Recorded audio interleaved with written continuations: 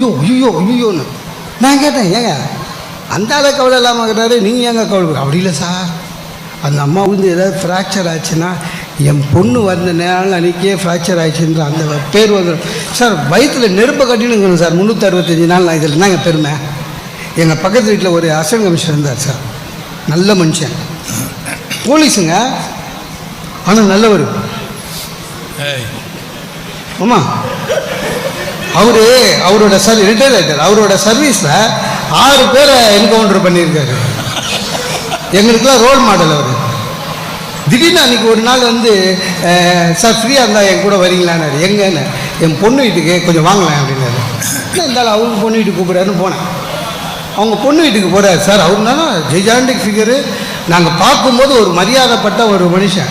என்ன கூப்பிட்றாருன்னு போனால் அங்கே போகிறார் சார். பொண்ணு வீட்டில் ஊனி குனிஞ்சு போகிறாரு.